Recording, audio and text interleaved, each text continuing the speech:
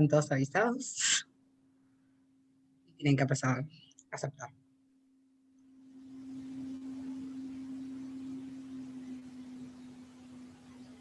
Veamos que se conecten algunos más. Y Adrián, ya te pongo hospedador, así puedes operar tranquilo. Y después al final de la clase me lo devolves, así yo puedo cerrar, ¿vale? Si no tenemos drama con eso. Perfecto, perfecto.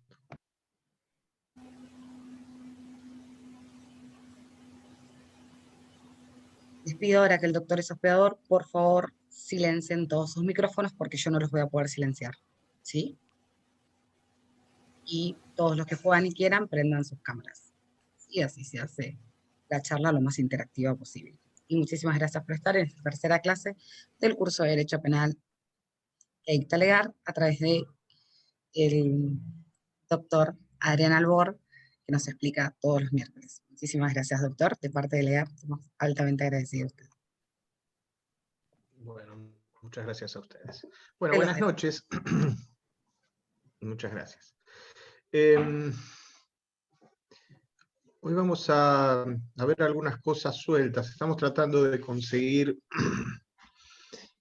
que el doctor Mario Filosof, ex camarista, nos dé la clase de impugnaciones. Estamos en charla con él, en principio lo iba a hacer el día de hoy. Tema que no le gustó mucho. Nosotros le propusimos hacer impugnaciones porque fue juez de la Cámara Criminal y Correccional Nacional acá en Capital, así que nos parecía que ese era un tema al cual nos podía aportar mucho, pero no le gustó mucho ese tema, pero bueno, no es que no lo iba a dar porque no le gustaba, sino porque al final tuvo un problema el día de hoy. Así que vamos a dejar ese tema, a ver si lo convencemos de que lo dé él. Nosotros vamos a hablar de otras cosas el día de hoy. Vamos a hablar de algunas cuestiones que están un poquito sueltas, pero bueno, la idea de este curso es dotarlos de herramientas para enfrentar la actividad profesional. Nosotros no les vamos a enseñar las trampas, y si les enseñamos las trampas, se las enseñamos para que no caigan en las trampas. No les vamos a enseñar las trampas para que hagan trampas, se las vamos a enseñar para que no les hagan trampa a ustedes. Y hay una trampa que se hace. Hay una trampa que se hace muy a menudo. Ustedes habrán escuchado hablar de eso. El forum shopping. Ustedes escucharon hablar del forum shopping. No es que hay un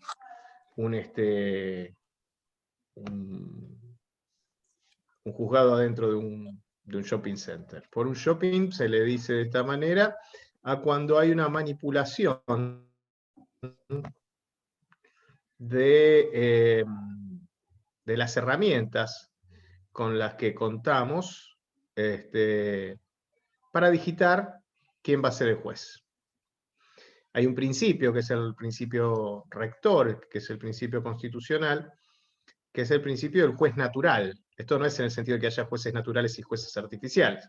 El juez natural es el juez que corresponde al caso en virtud del sistema de distribución de causas. Tiene que haber un sistema de distribución de causas que asegure que no se va a manipular, que uno no va a ir al juez amigo, ¿no? Como decía el Martín Fierro. Hacete amigo del juez, no le des de qué quejarte, no me acuerdo cuánto más, siempre ahora tendrás palenque donde rascarte. Bueno, esto de digitar el juez amigo se puede hacer, hay mecanismos para hacerlo y es importante que ustedes estén atentos para que eso no les pase. Por ejemplo, ¿cómo se hace para digitar al juez amigo? La capital federal, nosotros vamos a circunscribirnos a esta ciudad y vamos a dar noticia en la medida de lo que podamos del sistema provincial y de los dos sistemas que están vigentes en la Ciudad de Buenos Aires, ¿no? En la Ciudad de Buenos Aires tenemos el sistema del fuero nacional, que depende del Poder Judicial de la Nación, y también ahí está lo que es el fuero penal, contravencional y de faltas. Hay alguien que está desmuteado, no llego a ver quién es. No llego a ver quién es. Ahí está, gracias. La capital federal, ustedes imagínense dividida en 3 sectores más un cuarto sector, ¿no? Son 3 sectores que son geográficos. Sí, no hay problema, Cristian. Son 3 sectores que son geográficos. Por ejemplo, la comisaría, lo que antes era la primera, la tercera, la 6, la 7, la 9, la 11, bueno, póngale que era el sector 1, estaba el sector 2, el sector 3 y un cuarto sector, que es el de Gendarmería, Prefectura, Policía de Seguridad Aeroportuaria y Víctimas Especiales. Entonces, por cada fuero, hay 4 jueces de turno disponibles. De manera tal que si yo soy el comisario de la comisaría 15A, yo llamo siempre al mismo teléfono y siempre voy a hablar con el juez de turno, con la 15A. La 15A es la que está ahí frente al Parque Los Andes, al lado del cementerio de Chacarita. Porque es 15 por la comuna 15, y como hay más de una comisaría en la comuna 15, está la 15A, la 15B, etc. Pero siempre yo sé que si llamo al 15, 443, no sé cuánto, siempre me va a atender el juez de turno con mi comisaría. ¿Por qué? Porque es siempre el mismo aparato, siempre es el mismo teléfono celular que el juez que está de turno, cuando se le termina el turno, se lo entrega al nuevo juez que empieza el turno. Algunos juzgados están toda la semana, algunos juzgados están 2 semanas, dependiendo el fuero. Estamos hablando de juez de menores, juez criminal y correccional, juez federal, juez penal económico, juez penal tributario. Entonces, el juez sabe siempre, el comisario sabe siempre que llama ese número que lo va a atender el juez de turno. ¿Por qué? Simplemente porque no es que tiene que andar viendo qué juez está de turno. El juez de turno anterior, el que estaba de turno hasta ayer, le dio anoche el teléfono a su colega que sé que empieza el turno ahora. Entonces, ¿qué pasa con esto? Si yo quiero, ¿qué es lo que puedo hacer? Puedo ir a la comisaría 15A, hacer una denuncia, y automáticamente sé a qué juez le va a ir la denuncia. ¿Se entiende esto? Está de turno con la comisaría 15A el doctor Jiménez. No sé, lo acabo de inventar. No sé si hay un juez Jiménez criminal y correccional. Entonces yo, como quiero que la causa me vaya ahí, ¿qué es lo que hago? Voy y hago la denuncia ahí. ¿Cómo hacen ustedes para evitar que los manipulen de esa manera? ¿Qué es lo que tendrían que hacer? Bueno, en primer lugar, vamos a suponer que esta es una empresa que quiere echar a un trabajador sin pagarle una indemnización, entonces le inventa una causa penal al empleado. Y espera a que esté de turno el juez amigo y hace, ese día que empieza el turno, hace la denuncia. ¿Qué tengo que mirar yo? Bueno, si es una comisaría de Barracas, si es una empresa que está radicada en Barracas, ¿por qué fuiste e hiciste la denuncia en Chacarita? ¿No? Por ejemplo. Si el hecho que vos decís que este trabajador te robó plata, si te robó plata en marzo, ¿por qué haces la denuncia en mayo? Y eventualmente también uno lo que puede hacer es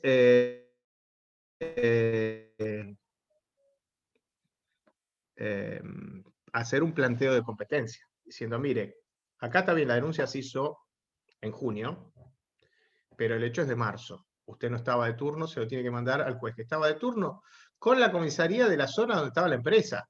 Hay mecanismos para hacer. ¿Me explico? Yo le voy a contar, por ejemplo, la experiencia en la causa Memorando de Irán. Yo en esa causa defiendo a Luis Delía. Aníbal Ibarra, el ex jefe de gobierno, defiende a Parrilli. Boico defendía a Cristina hasta hace poco, que ganó un concurso para ser juez, así que ya no la defiende más a Cristina. Y nosotros tres íbamos siempre a todos lados, ¿no? De golpe se sortea tribunal oral, y nosotros queríamos ver qué tribunal oral tocaba. Queríamos presenciar, queríamos participar del sorteo, queríamos ver qué tribunal oral toca. Presentamos los tres un escrito que queríamos ver qué tribunal tocaba y que pedíamos presenciar el sorteo. Nos dejaron presenciar el sorteo. Nos pusieron fecha y hora, vengan ese día, esa hora, que se va a hacer el sorteo del tribunal oral. ¿No? Ya Bonadío ya había elevado la causa a juicio, ahora había que sortearla. ¿Quién hace el sorteo? Casación. Casación hacía el sorteo del Tribunal Oral Federal, la Casación Federal hacía el sorteo. Fuimos, estábamos todos ahí, esperando ver un bolillero o algo, ¿no? Y la persona, el secretario en ese momento, la persona que estaba, miren, vengan por acá. Ven, yo acá pongo todos los datos de causa y ahora aprieto este botón.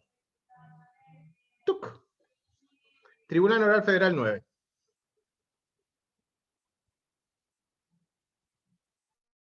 No teníamos manera de saber, pedimos pericia informática, pedimos montones de cosas, no había manera de saber cómo se hacía ese sorteo.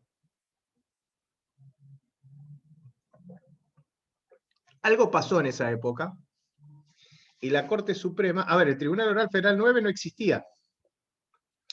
Se creó ad hoc, por decreto del Poder Ejecutivo, se tomaron jueces del fuero común y se los puso integrando ese Tribunal Oral Federal número 9.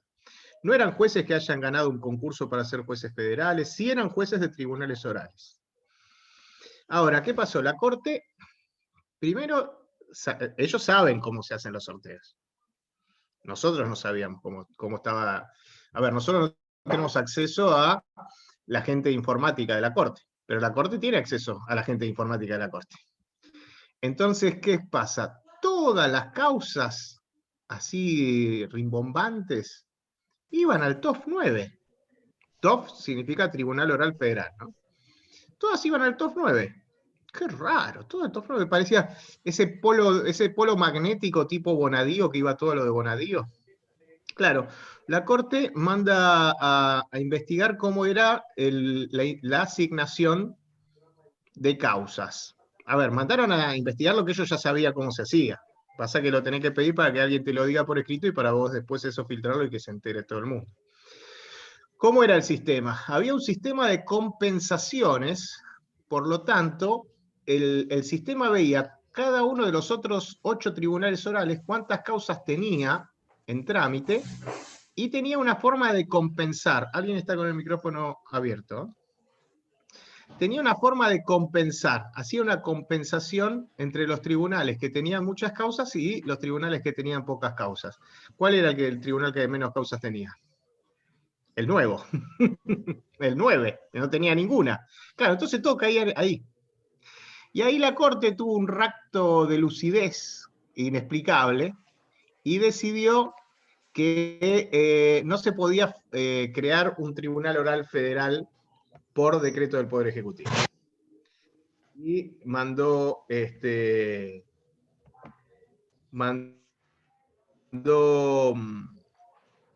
deshacer ese tribunal. Yo les pido disculpas, estoy un poco disperso porque mientras hablo con ustedes estoy tratando de detectar quién caso es que tiene Yo ya le el escribí, micrófono. es Daniela, Daniela Mariana, es la chica que tiene el Daniela, micrófono. sí, ahí está, ya está. Ahí está, ya la corté. Listo. Entonces, ¿qué pasaba también? Hay un dato histórico también que fue muy duro. ¿Ustedes, alguno de acá va a tribunales? Bueno, ahora no, con la pandemia, pero ¿alguno hace tribunales? ¿Alguien trabaja, hace la procuración en algún estudio o hay algún Nobel abogado? Digo, ¿qué pasa si ustedes van a un juzgado a las 13:31? ¿Los dejan pasar a las 13:31? No, ¿no? Salvo que sea ciudad, que están hasta las 3 de la tarde. Bueno, pero ellos arrancan a las 9 de la mañana. o provincia, que van de 8 a 14. Pero si ustedes quieren entrar a la Cámara Federal de Apelaciones a las 4 de la tarde, únicamente que sea en Carrió. Efectivamente.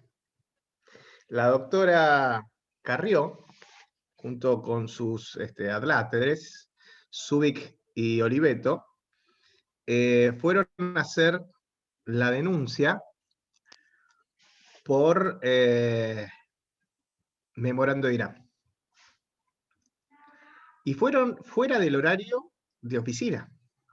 Fueron después de las 13:30. Les abrieron Comodoro Pi para que entren ellas y hagan la denuncia en la Cámara Federal de Apelaciones. Y con tanta mala suerte para Carrió, que adivinen qué le pasó. Tocó Rafecas.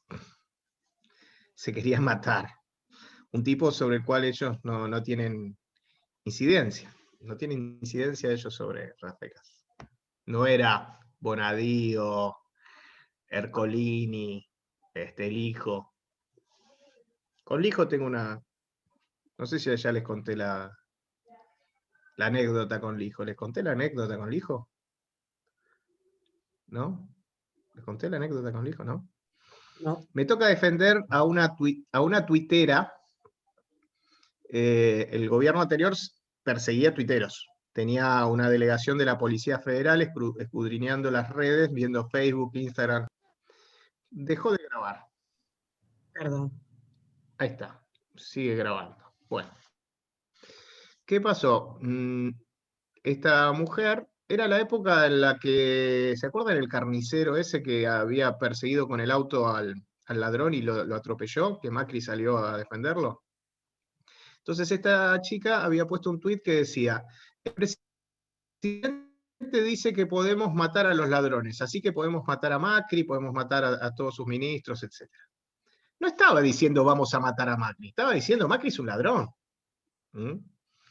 Bueno, esto lo tomaron como instigación a la violencia colectiva, instigación a cometer delitos, bueno, un disparate. Había una verdadera policía del pensamiento. Entonces el juzgado era el juzgado del doctor Lijo. Cuando llegamos a la indagatoria, veo el cartel, dice juzgado fulano de tal, secretario, juzgado Lijo, Ariel Lijo.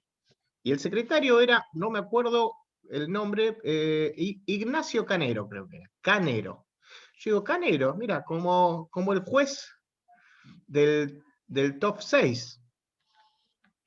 Y como el secretario de la fiscalía tal. Claro, uno era el papá y el otro era el hermano. Mientras estábamos mirando el expediente para la indagatoria con la chica que yo estaba defendiendo, vemos que había una firma de otro secretario que se llamaba Vence, igual que la jueza federal de San Martín, que es la tía. Después me enteré que era la tía. Y mientras charlábamos, se asoma un muchacho muy elegantemente vestido y dice: ¿quién es fulano de tal? El abogado que estaba al lado mío. Yo, dice, estira la mano y dice: mucho gusto, soy el doctor Cubría. La miro a mi cliente y le digo: este no es el juzgado del hijo, este es el juzgado del hijo. Son todos hijos de alguno acá. Y esto es así, esto es la familia judicial. La familia judicial no es un eufemismo. Exacto, era el hijo de Servini. Tiene dos hijos, otro es fiscal, el fiscal Cubría, y otro que trabaja en lo del hijo Servini.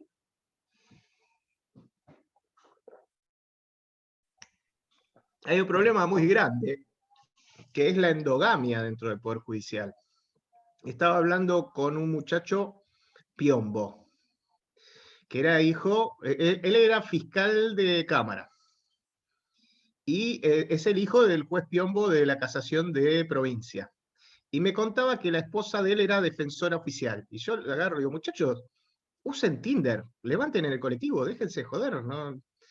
¿Qué pasa? El juez se casa con la jueza y tiene juececitos.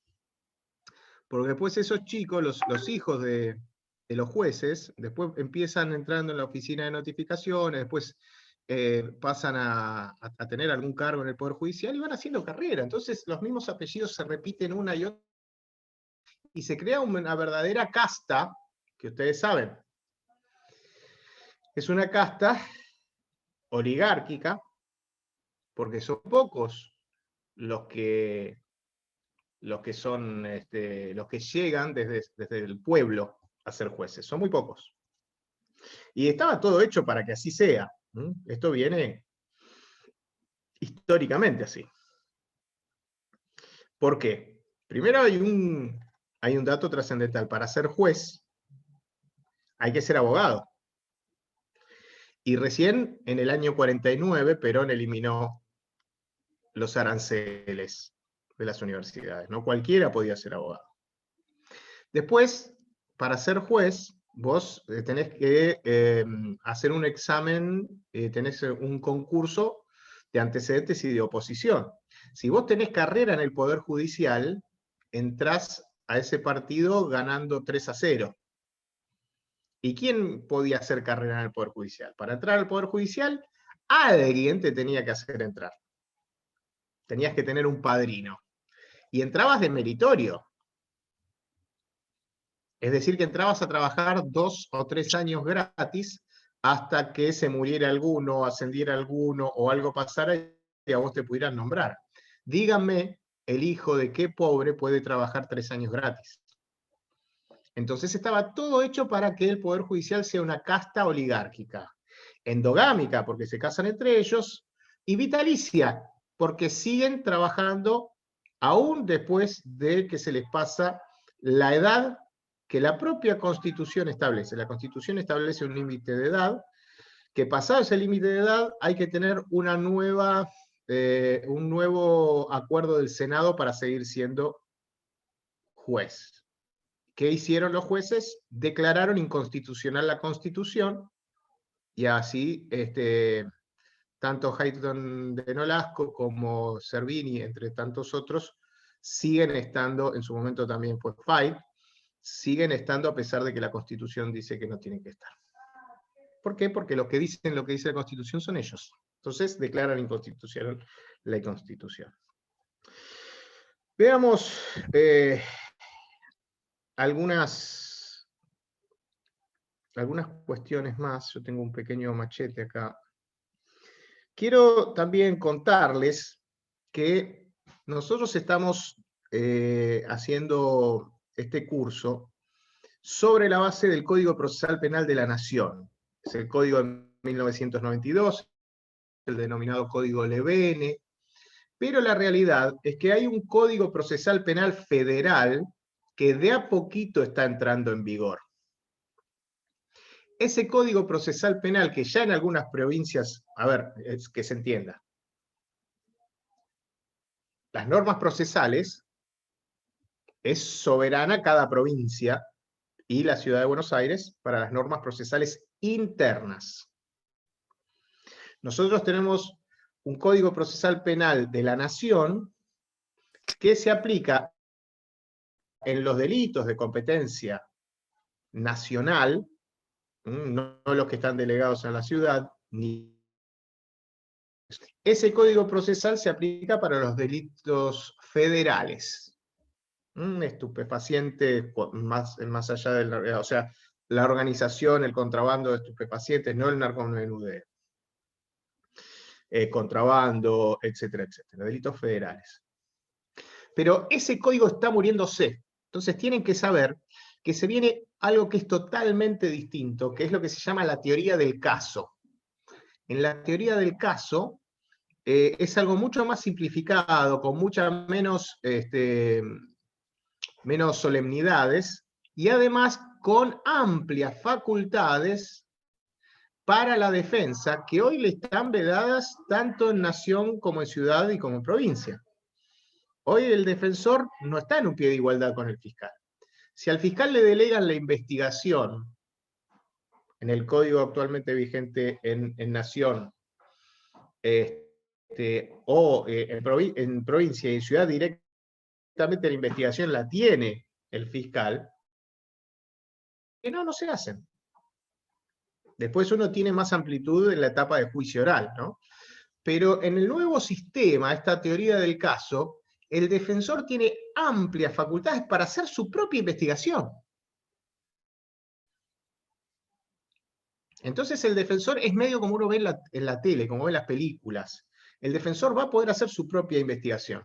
Me están apareciendo carteles de que mi conexión es inestable. ¿Ustedes me están escuchando bien? Sí, sí, te escuchamos bien, Adrián. Perfecto.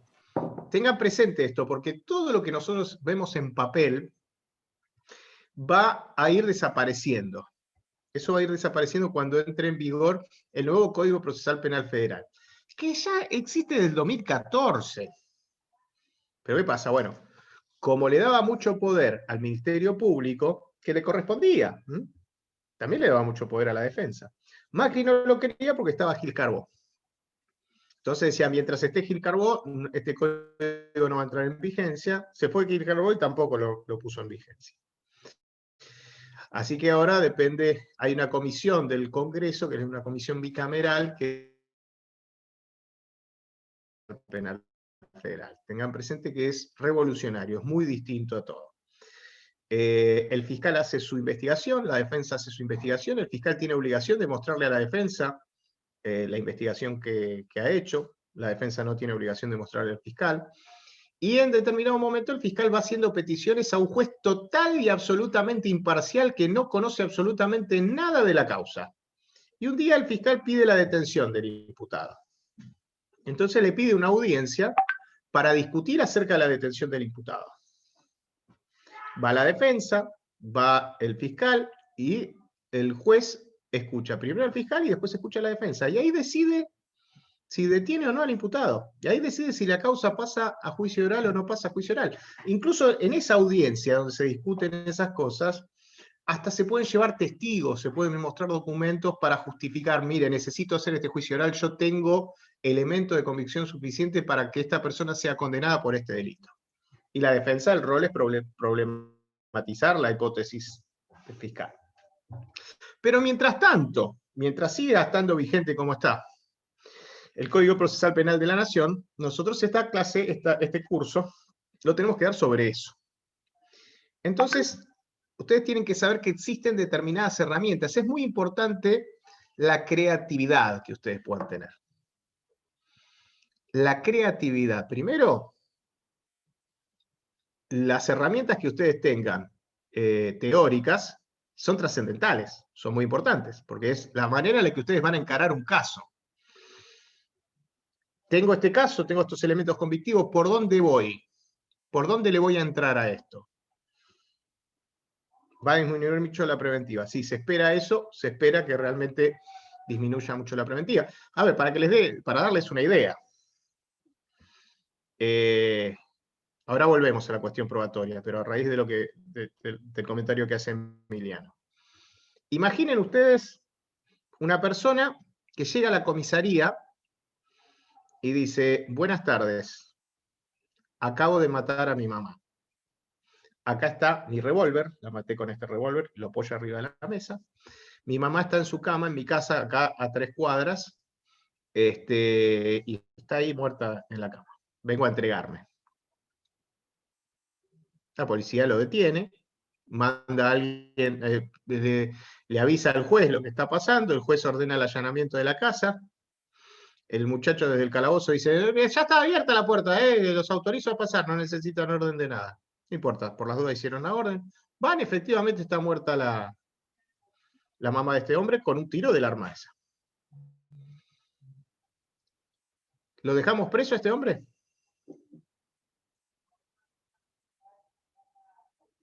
Háganme un gesto con la cabeza, si les parece.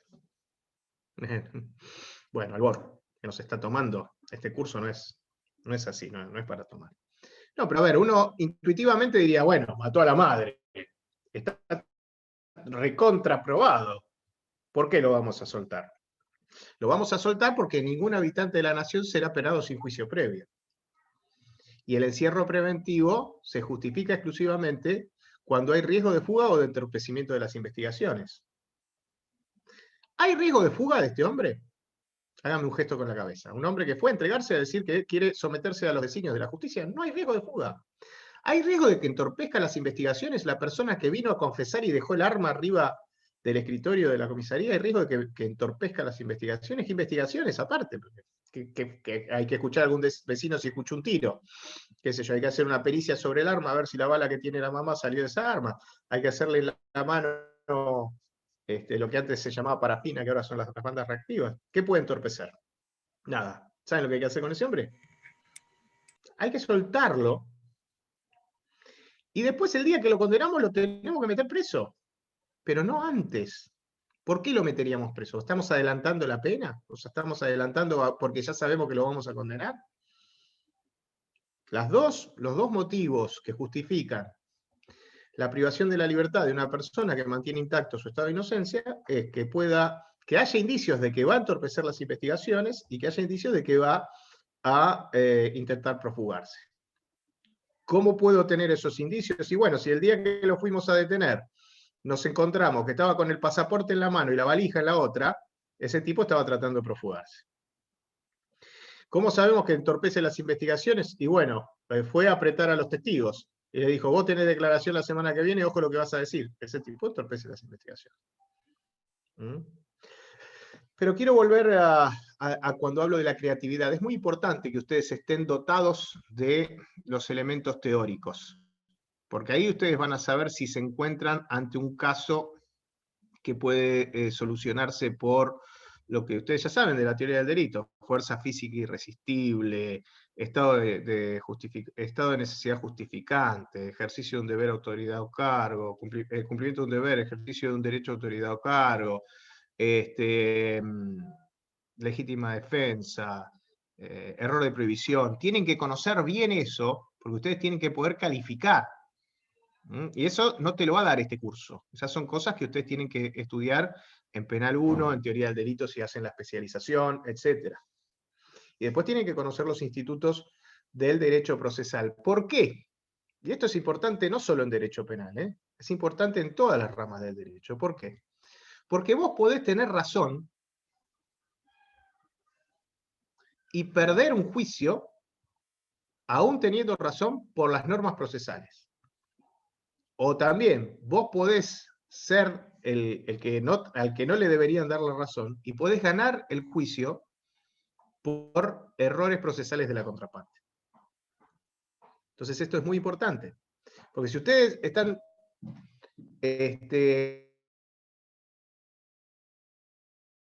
querellando a una persona, van a perder el juicio. Por más que el imputado sea el perpetrador, lo van a perder porque no lo pudieron demostrar. Ya vamos a hablar de las nulidades. Es muy importante que no hagamos lío con las nulidades, porque siempre que dice, es nulo, todo nulo. No es todo nulo. Vamos a explicar en qué consisten las nulidades. Pero primero, lo que yo les decía es que es muy importante que ustedes tengan creatividad. Ustedes tengan creatividad. Les voy a contar, Pablo, no sé si querés decir algo, te desmuteaste 2 veces. Bueno, me toca hace muchos años ya esto. Provincia de Buenos Aires, un hecho que tuvo mucha trascendencia, que fue una causa que provocó una pueblada. 2 veces se tomó una comisaría porque se había producido un homicidio en la puerta de un jardín de infantes a las 12 del mediodía a 3 cuadras de la comisaría. Esto era Villa Industrial, zona sur del conurbano bonaerense. Esto genera que los vecinos del barrio tomen la comisaría. Era la época en la que estaba Vélez de ministro de Justicia, o del Interior, creo que era ministro del Interior, y estaban Quantini y Campagnoli. Campagnoli era de los nuestros en una época. Bueno, dejémoslo ahí. Vélez, Quantini y Campagnoli estuvieron en el velatorio del muerto. Un hombre acababa de comprar un 0 kilómetros, se lo va a mostrar contentísimo a la hermana le dice, mirá, te felicito, pero tengo que ir a buscar al nene que está a punto de salir del jardín, perdóname, no te puedo dar pelota. Te llevo, le dice el hermano. Llegan a la puerta del jardín de infantes, vienen 2 chorros, le meten un tiro en el pecho, porque se resiste a darle la llave, ni siquiera se llevan el auto, se van. Claro, esto genera la pueblada porque estamos hablando mediodía, jardín de infantes y a 3 cuadras de la comisaría. Los vecinos tomaron la comisaría, desplazan a la cúpula de la comisaría, viene el nuevo comisario y enseguida resuelve el caso. ¿Qué hizo? Agarró dos perejiles. Una causa armada, pero ustedes no saben. El identikit parecía hecho por Dalí. No, por Dalí no. Parecía hecho por Rembrandt, ¿no? Era una foto el identikit. La verdad que era imposible. Si ustedes van a San Telmo y se sientan para que les hagan un retrato, este identikit era más fiel todavía que eso. Y ¿qué es lo que pasa? Nosotros sabíamos que era inocente nuestro defendido, ¿no? Teníamos la absoluta convicción. Y el primo de nuestro defendido nos dice que estaba en la peluquería, me llama, me dice, doctor, acabo de salir de la peluquería y apareció el caso en la tele. Y el peluquero, yo no le conté nada, que el preso es mi primo ni nada. El peluquero me dice, sí, este caso, yo estaba ahí, estaba a media cuadra en el mecánico y los vi pasar a los chorros. Y este peluquero es peluquero de mi primo también, doctor. ¿Podemos hacer algo?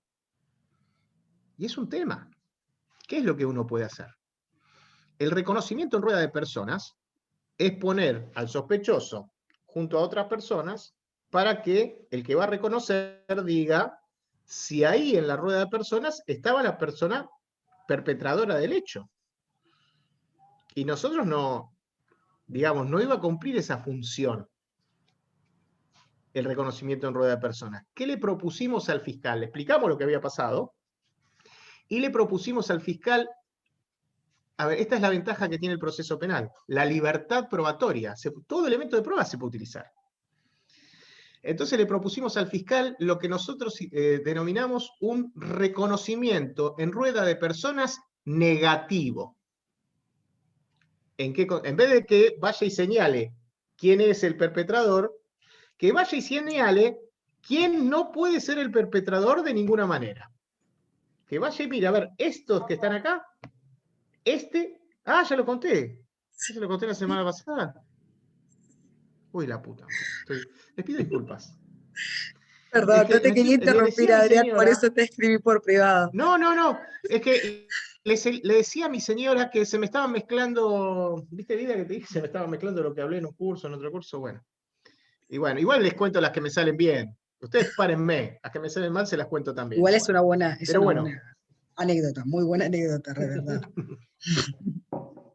Bueno, pero no para contar 2 veces, únicamente que estemos en un asado y uno diga, che, contala de cuando hiciste el reconocimiento negativo. Bueno, estaba creído que lo había explicado en el curso de la Universidad de las Madres.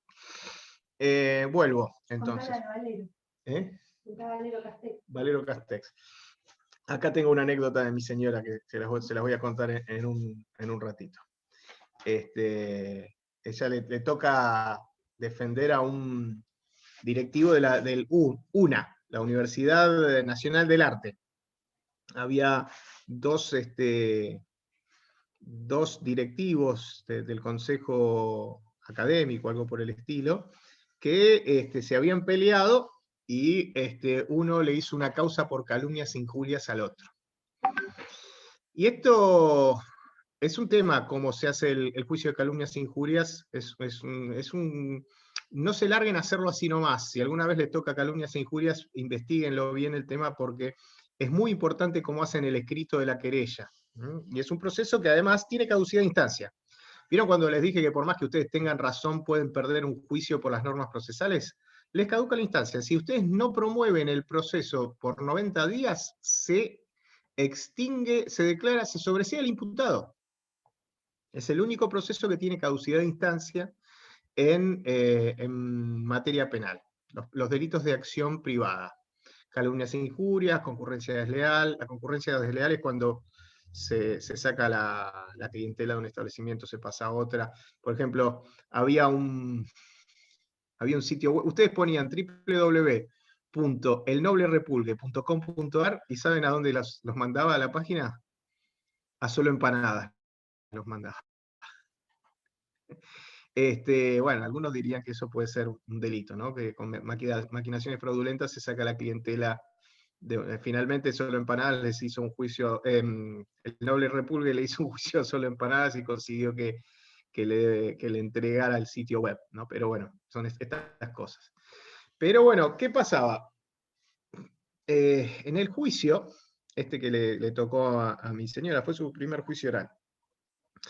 Estamos hablando de hace muchos años. Ella le preguntaba a todos los testigos qué opinaban del querellante, el que había sido ofendido. Y todos decían que tenían la mejor opinión de él, que tenían la mejor opinión, que todo lo que dijo el imputado en nada había afectado porque sabían que era un hombre de bien, etcétera, etcétera. Llega el momento de los alegatos y el abogado de la querella dice, encima se manda la parte, a instancias de la propia defensa, hemos sabido que todos los testigos manifiestan que mi patrocinado es una persona de bien, etc. Encima, esa gilada, esa tontería de hacerle pasar calor, ¿no? Porque el defendido de mi señora estaba ahí. Entonces, bueno, pues, hay que ser leal con el colega. Hay que ser leal con el colega. No hace falta prender los fuegos delante del cliente. No hace falta prender los fuegos. Igual mi mujer sabía, porque mi compañera, ya no sé si es más mi mujer. Mi compañera sabía, yo estoy cerca de los 50, estoy deconstruyéndome todavía. Ella sabía por qué hacía esas preguntas. Entonces, el delito de calumnias e injurias afecta, es deshonrar o desacreditar.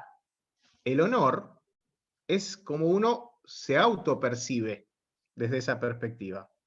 Y el crédito, desacreditar, es como nos ven los demás. Entonces, cuando le toca el momento de alegar a mi señora, dice, bueno, acá se le atribuye a mi defendido haber dicho que era un hijo de puta, Y esto se lo calificó como calumnias e injurias. La querella omitió llamar como testigo a la propia víctima. Se escondió llamar a la víctima como testigo.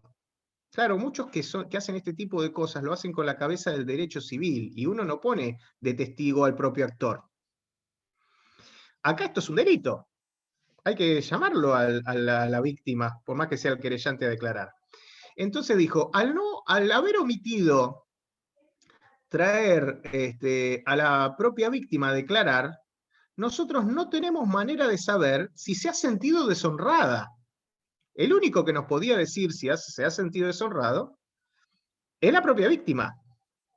Y después todos los testigos que vinieron dijeron que de manera alguna los dichos de mi defendido lo desacreditaron, porque ninguno cambió un ápice de lo que pensaba del propio querellante. Por lo tanto, no hay afectación al bien jurídico tutelado y corresponde absolver a mi defendido. Encima, el querellante, cuando mi compañera dijo, la querella omitió citar a declarar a la propia víctima, era muy divertido verlo. Decía, ¿qué? ¿Cómo? ¿Qué? ¿Cómo que no me llamaste a declarar? Ahí le devolvió la gentileza de lo que había hecho el otro. La causa terminó con absolución.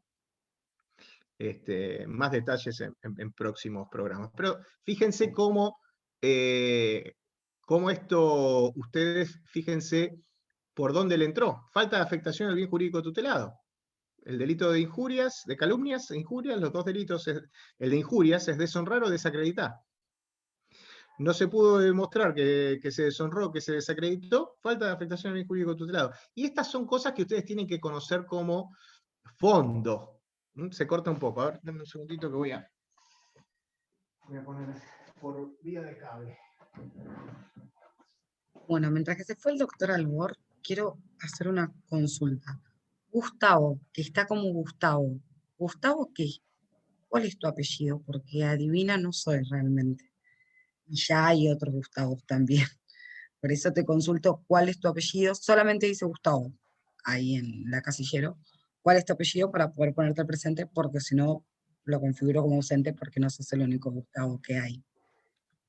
Así que cuando puedas, si puedes escribirme o decir tu apellido, me harías un gran favor. Sí. Así que Muchas gracias y dejo al doctor.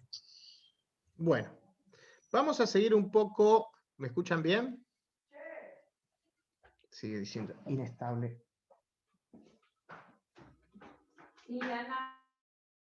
Sí, no, anda mal esto. Acá tengo. ¿Lo desconectaron el cable? No, lo desconectamos.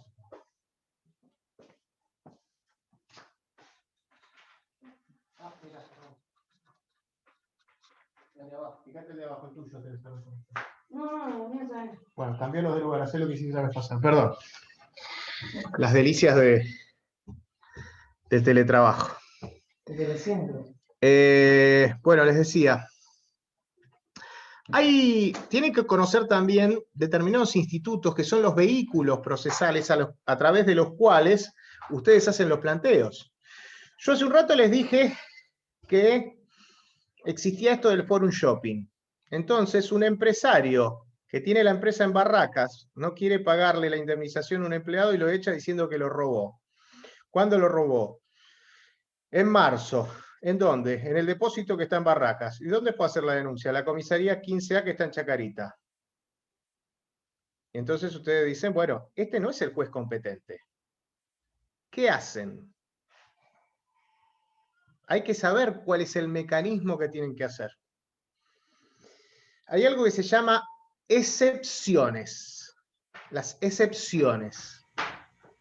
Las excepciones, cuando son de previo y especial pronunciamiento, como son todas en derecho penal, es algo que se le tiene que dar un tratamiento de tipo incidental. ¿Qué significa esto, el tratamiento incidental?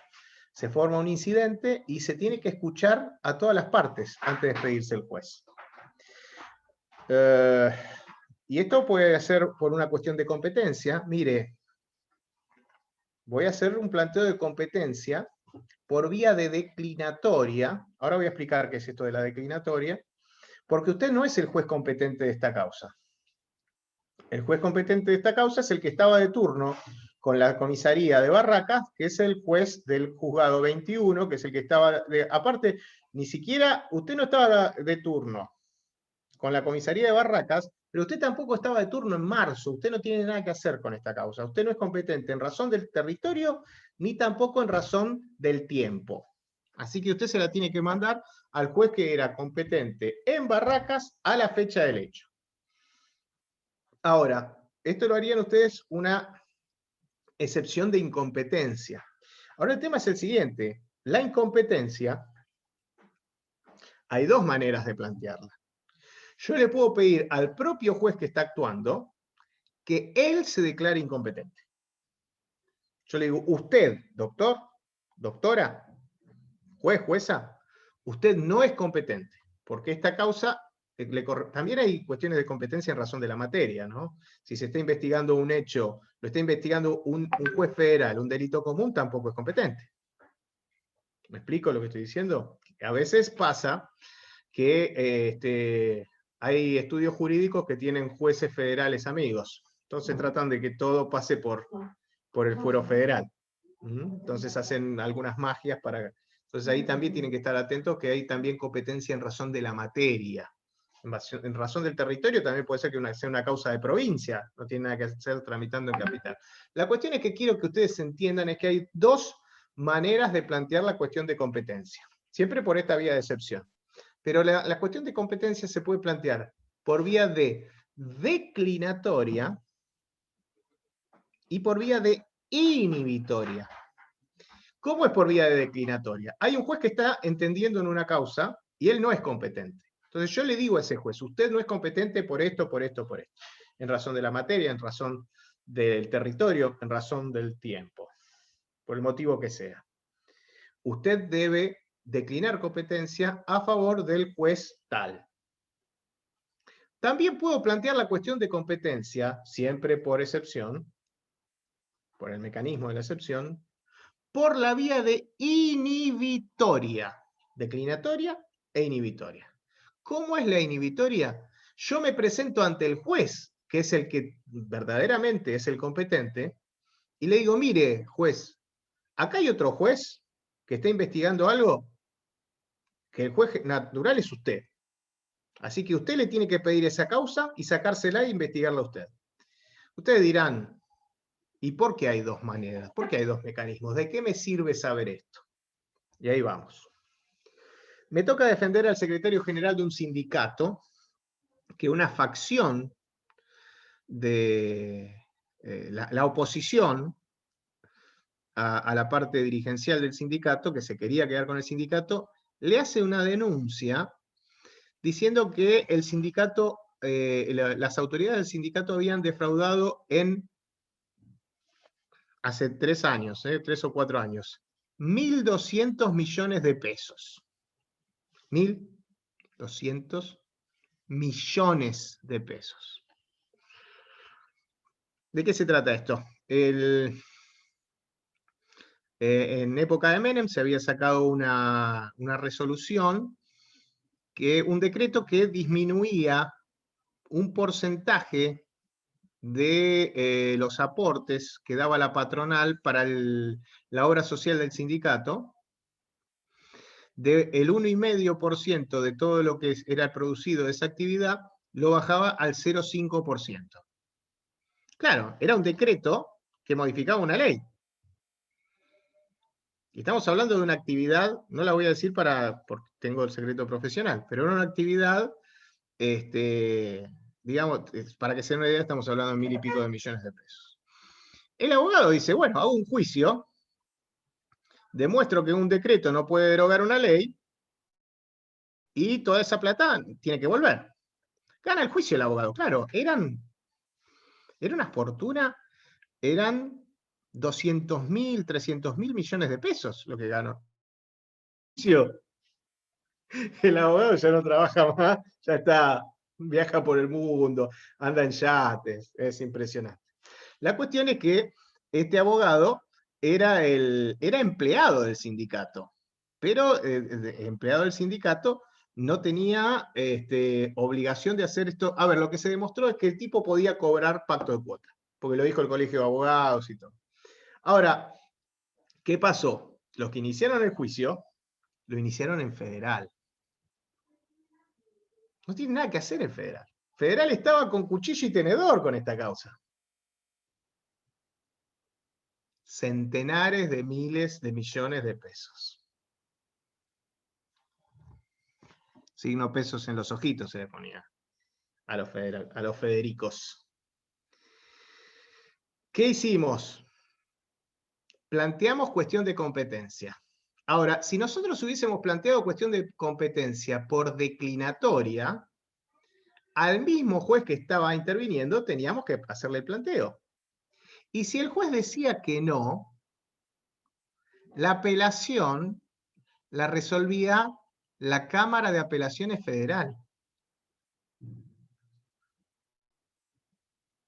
Si nosotros hacemos la inhibitoria y nos presentamos ante el juez criminal y correccional común, no federal, y ese juez nos dice que no, como nos dijo que no, la apelación la resuelve la Cámara Criminal y Correccional Común. ¿Se entiende esto? Nosotros no estábamos dispuestos. A ver, el cuchillo y tenedor lo tiene primera instancia y lo tiene la Cámara también. Cuando yo digo cuchillo y tenedor, ustedes me entienden lo que estoy diciendo, ¿no? Bueno. Entonces, ¿qué hicimos? Hay algunas cositas que tienen que saber. Cuando se hace un planteo de competencia, uno tiene que manifestar. Si está haciendo por declinatoria, tiene que declarar bajo juramento que no intentó inhibitoria. Y si está diciendo inhibitoria, tiene que declarar bajo juramento que no hizo declinatoria. Esto porque, oye, ahora está todo digitalizado, ahora está todo informatizado, pero piensen que el código es de 1992, cuando las impresoras hacían hacía la impresora. ¿Se acuerdan de esas impresoras? La de matriz de puntos, llegaron a verlas. Las pantallas de fosfato verde era. Entonces el código procesal decía que había que hacer bajo juramento que no habían intentado, si iban por declinatoria, que no habían intentado inhibitoria y al revés. Entonces, ¿qué pasó? Primero, les cuento, no sabía qué hacer la Cámara con nuestro planteo. Nadie hace inhibitoria. Nadie hace inhibitoria, no sabían qué hacer. Fuimos y sorteamos. Dice, pero ¿cómo? ¿Usted qué es lo que está sorteando? Estoy sorteando una inhibitoria en la mesa de entradas. No sabían qué hacer. Y había alguno medio más veterano, dice, sí, agarráselo, agarráselo. Sortean un juez, pasa el juez y el juez tampoco sabía qué hacer. Dice, usted lo tiene que plantear ante el juzgado en el que está tramitando. Y nosotros tuvimos que explicarle, no, mire, código procesal, acá están los artículos. Hay dos maneras de plantear, por inhibitoria o por declinatoria. Bueno, no al lugar, porque esto es una causa que es federal, porque la plata del sindicato es estatal. No es estatal la plata del sindicato.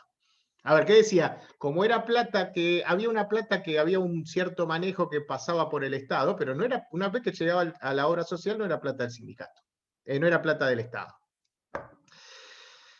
Y la Cámara nos termina dando la razón, le notifica al juez federal. El juez federal puede insistir con su competencia, en cuyo caso, si el juez federal dice, mire, a mí no me importa lo que diga la Cámara Criminal y Correccional, yo entiendo que esto es federal, tiene que mandar al superior común. Juzgado federal, juzgado común, el superior común, la Corte Suprema. Pero acá el juez aceptó la cuestión de competencia, lo mandó para criminal y correccional, y al poquito tiempo tuvimos sobreseimiento. Si esto hubiese estado en federal, años de cronoterapia. Ellos saben bien, los jueces, cómo afecta el paso del tiempo y la estigmatización y todo esto. Bueno, lo vemos en el lawfare, ¿cierto? Pero bueno, estas son las cuestiones que ustedes tienen que conocer, ¿no? Por ejemplo, se acusa a su cliente de haberle tirado un baldazo de agua al vecino. Vino el vecino y hizo la denuncia. Mi vecino del segundo A me mojó. Me esperó que yo pasara por la vereda y me tiró un balde de agua. No es carnaval, no me parece divertido. Y entonces vengo y hago la denuncia. ¿Qué delito es? No es delito. Entonces ustedes dicen, insto el sobreseimiento, ¿no? Hacen un escrito y dice, insta sobreseimiento. ¿Qué debe estar el sobreseimiento de fulano de tal, toda vez que la conducta atribuida no constituye delito, mojar a una persona no es delito, no está previsto en el Código Penal ni en las leyes complementarias, por lo tanto corresponde su sobreseimiento. Proveedor de conformidad será justicia. Y el juez dice, téngase presente. ¿Y ahí qué hacemos? ¿Cómo téngase presente? No, sobreséalo. No, téngase presente, no lo resuelvo. Bueno, apelo. Esto es inapelable. Voy en queja a la Cámara. Tiene razón el juez, es inapelable esto. Ustedes tienen que saber que está el mecanismo de la excepción, que es este mismo. Las excepciones no es solamente para el juez que es competente. Está la excepción de incompetencia, pero también está la excepción de falta de acción por inexistencia de delito. Si ustedes instan el sobreseimiento, el juez le dice téngase presente y ya está. Ahora, si ustedes lo utilizan el vehículo procesal de la excepción, plantean excepción. Ahora vamos a ver, es el 339. A ver, déjenme que voy a poner un código procesal penal y ahora vamos a compartir la pantalla.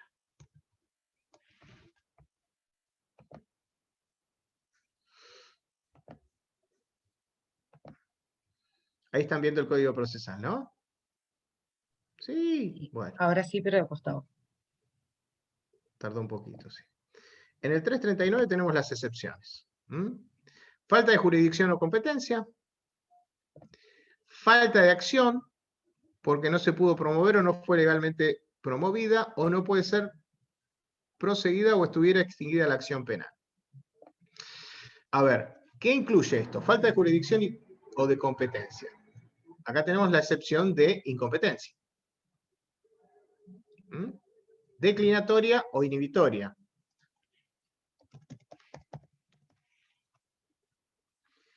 Esto es lo que les contaba antes.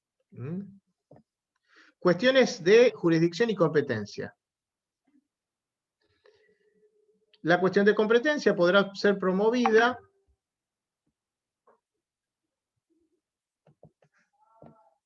yo no puedo ver bien porque tengo, ahí está, ahí me saco la, Me saco una pequeña leyenda que...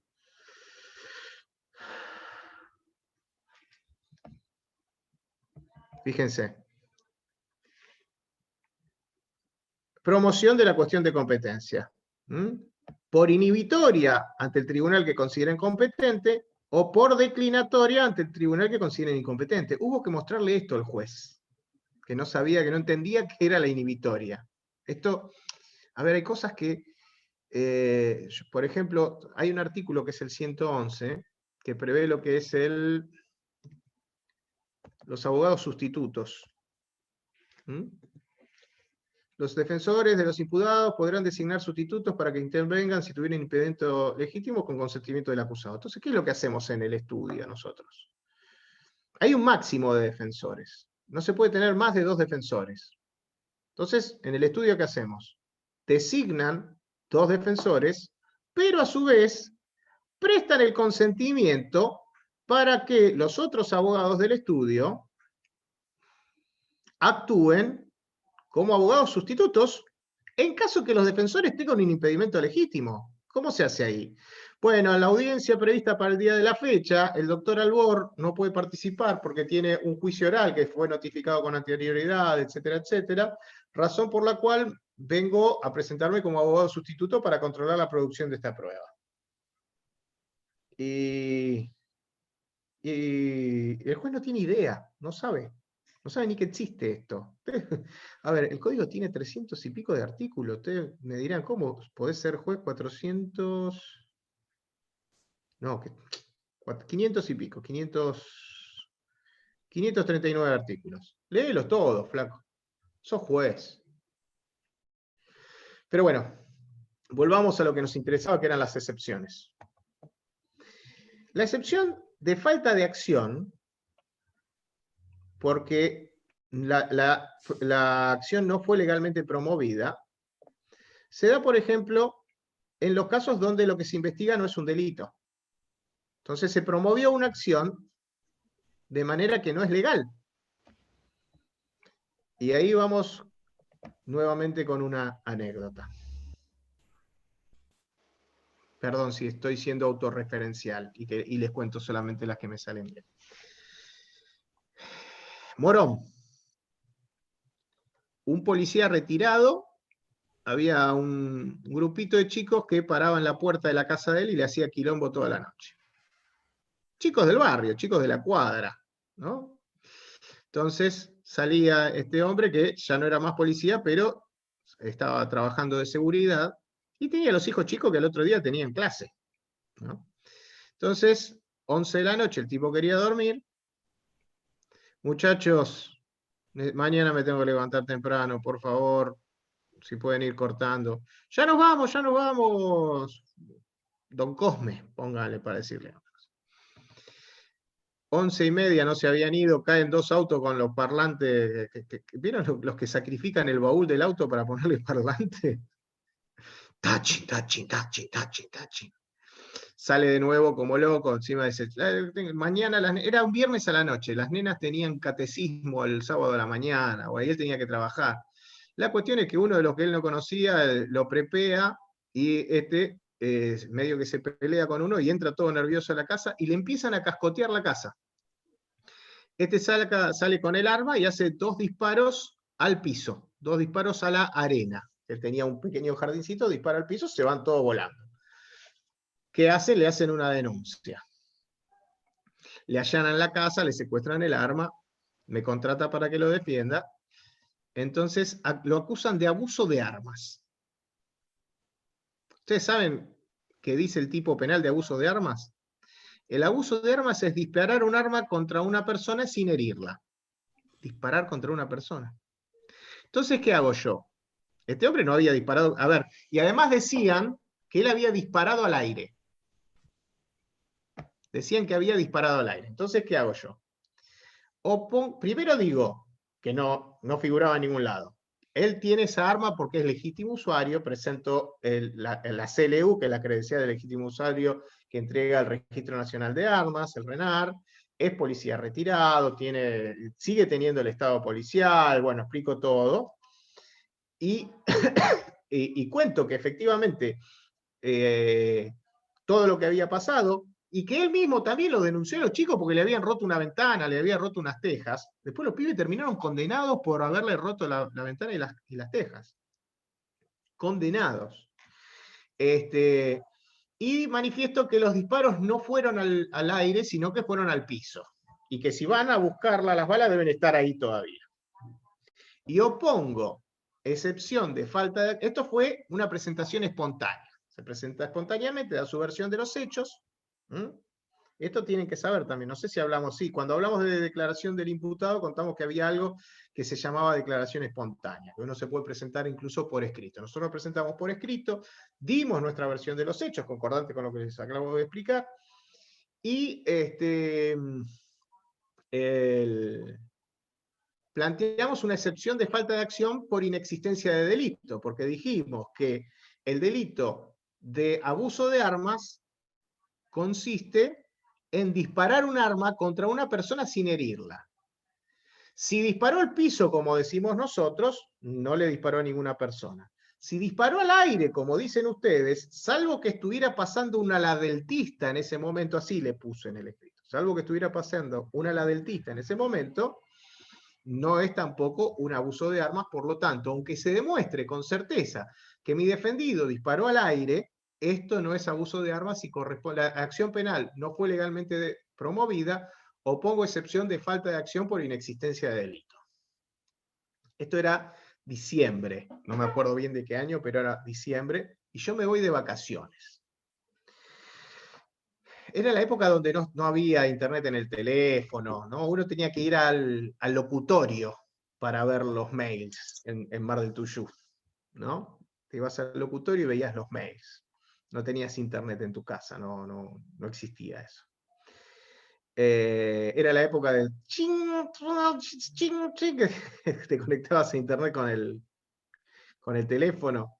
El 0609, pues, todas esas cosas. Bueno, la cuestión es que me notifican que el juez no había hecho lugar a la excepción de falta de acción, ¿no? Pero no me habían puesto los fundamentos de la notificación. Disparar el aire puede confundir la bala perdida. Si le pega a alguno, sí. Si la bala cae y le pega a alguien, puede ser homicidio, puede ser lesiones, pero no hay abuso de armas por disparar al aire. Esto estaba calificado como abuso de armas y no estaba nadie fue lastimado. No apareció una persona, mire, mi hijo estaba tomando el café con leche, a ver, vamos a comparar, nada. Igual él había disparado al piso. Pero bueno, como sea, estaba por abuso de armas y el abuso de armas es disparar contra una persona sin herirla.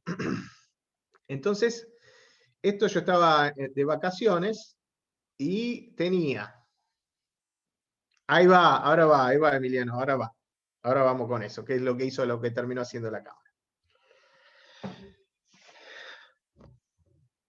Yo tenía que volver de las vacaciones y tenía un día hábil y 2 primeras horas del día siguiente para presentar la apelación. Bueno, tentativa de homicidio, si le disparo contra él. No, pero, a ver, vamos a mostrarle el tipo penal del abuso de armas.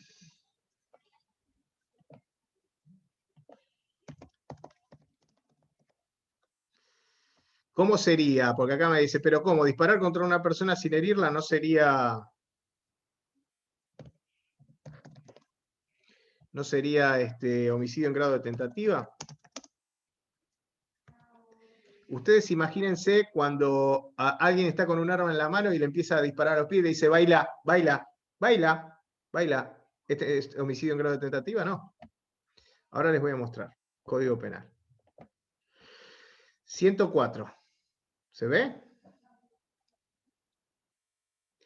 Será reprimido con 1 a 3 años de prisión el que disparare un arma de fuego contra una persona sin herirla. ¿Se acuerdan cuando fue el traslado del cuerpo de Perón? Que se pelearon los de la UOCRA con los de Camioneros, que estaba Madonna Quirós, bueno, a ese lo calificaron de abuso de armas, ese hecho. Es disparar contra una persona. A ver, si yo disparo contra una persona tratando de matarla y fallo, es homicidio en grado de tentativa. pero ahí hay dolo de homicidio. Si yo disparo cerca de una persona, bueno, eso sería abuso de armas. Volvamos a lo que nos convoca. Yo tenía el Código Procesal Penal de provincia, es muy importante que esto lo sepan, porque yo me enteré de la manera más violenta, se me venció un plazo. En provincia los plazos son corridos, incluye sábado, domingo y feriados. Pero como son corridos, si el final del plazo cae en día inhábil, se prorroga al día hábil siguiente y las 4 primeras horas del día siguiente al primer hábil siguiente. Ahora son 4. En esa época eran 2. Esto es una conquista de la Asociación de Abogados Dormilones de la provincia de Buenos Aires, que consiguió que en lugar de ser 2 horas el principio de las 2 primeras, tenemos las 4 primeras en provincia. No, esto es, ¿qué pasa? A veces vos tenés un 2 primeras en San Martín y otro 2 primeras en La Plata. ¿Cómo haces? Por eso les dieron 4 horas. Te vas a las 7:45 al primer juzgado y después te vas a La Plata tranquilo. Y tenés podés meter 2 primeras. Ahora, como se hace todo por token, con este aparatito, ya se los mostré yo. ¿Les mostré el aparatito del token? Como un pendrive. Ahora se hace todo por vía digital. En un ratito metes un escrito en San Martín, otro en Quilmes, otro en San Isidro, otro en Azul. Es una cosa maravillosa. ¿Qué es lo que tuve que hacer? Primer día hábil, me voy con el que hoy es mi socio, a Morón, porque era imposible estacionar ahí. Entonces le digo, vos te quedás arriba del coche, yo me fijo qué es lo que dice la apelación, qué es lo que dice la resolución, y mañana presento la apelación.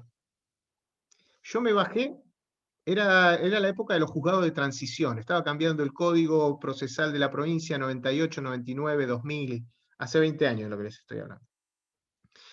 El juez era el mismo juez que tuvo la causa del padre Grassi, el juez Meade de Morón. Meade, Mid creo que se pronuncia, se escribe Meade. Estaba en transición 4. Pues la cuestión es que cuando voy a ver la resolución, mi socio estaba en el auto afuera del juzgado. El juzgado era una casita, no eran los tribunales de Morón de ahora, ahí al lado de la vía. Era una casita a 2 cuadras de la cancha vieja de Morón. Cuando voy a ver la resolución, me reí tanto me reí, que mi socio escuchó la risa, se bajó del auto a ver qué pasaba. Les cuento cómo fue la resolución. Yo había planteado excepción de falta de acción por inexistencia de delito. Dije, la acción penal ha sido mal promovida porque se está investigando algo que no es delito. Disparar al aire no es delito. Si no se hirió a nadie con las balas, no es delito. ¿Qué dice la resolución del juez? Haciendo míos los argumentos del señor fiscal, se rechaza la excepción de falta de acción. Bueno, vamos a ver qué dijo el fiscal. La defensa reconoce expresamente que su defendido disparó el arma de manera voluntaria, porque nosotros habíamos hecho la presentación espontánea diciendo que sí, efectivamente, él había disparado, no al cielo, al piso, dijimos nosotros, pero explicamos que había sido para amedrentar a unas personas que estaban rompiéndole la casa. El tipo dice, la defensa reconoce que su defendido accionó voluntariamente el arma, y toda vez que en derecho penal la acción es el movimiento físico voluntario, mal puede sostener la defensa que hay falta de acción, por lo tanto la excepción tiene que rechazarse. Un fiscal y un juez confundieron el primer estadio de la teoría del delito con la acción en sentido procesal, en sentido objetivo. ¿Ustedes me entienden lo que les estoy...? Lo tengo en blanco y negro, porque tengo eso, se lo mandé. Bovino tiene una colección de los fallos así más desopilantes, se lo mandé a Alberto Bovino. Esto pasó. Bueno, efectivamente, después de reírme tanto, nadie me dijo nada en el juzgado, no salió el juez enojado a ver de qué era lo que me reía, nada, me fui muerto de risa. Y preparé la apelación que presenté en 2 primeras horas del día siguiente. El juez dijo que era extemporánea mi apelación, que yo había sido notificado el 15 de enero y por lo tanto los 5 días del recurso habían vencido el 20 de enero. Y no podía venir yo el 2 de febrero a las 8:30 de la mañana a presentar el recurso de apelación. El Código Procesal decía, en ese momento, que si el fin del plazo venciera en día inhábil, se prorroga de pleno derecho al hábil siguiente y a las 2 primeras horas del siguiente al siguiente. ¿Qué problema tenía? El Código Procesal de la Provincia de Buenos Aires no preveía el recurso de queja. ¿Por qué? Porque el juez lo único que tenía que verificar, no se hacía un análisis de admisibilidad del recurso, no preveía un análisis de admisibilidad del recurso. Uno presentaba el recurso y el juez lo único que tenía que verificar era si estaba vencido o no el plazo. No es que no se lo concedo porque esto es inapelable, todo lo que uno apelaba había que concederlo, salvo que... Y no estaba previsto que el juez contara mal el plazo. Y claro, ¿quién se le va a ocurrir que un juez va a contar mal un plazo? Ahora, ¿qué hacemos en esa circunstancia? ¿Qué hacemos? Después esto se modificó. Una reforma posterior del Código Procesal de la Provincia de Buenos Aires introdujo el recurso de queja. Claro, parece que el mismo problema lo tuvimos varios. ¿Qué hago en ese caso? Cuando el Código Procesal no me prevé el recurso de queja. Sí, reposición, perfecto. Uno puede plantear reposición. Y el juez me dice, no conmueve. Los argumentos no conmueven. La reposición no suspende los plazos. Les cuento lo que hice. Hice 2 cosas. Apelé la negativa de la apelación.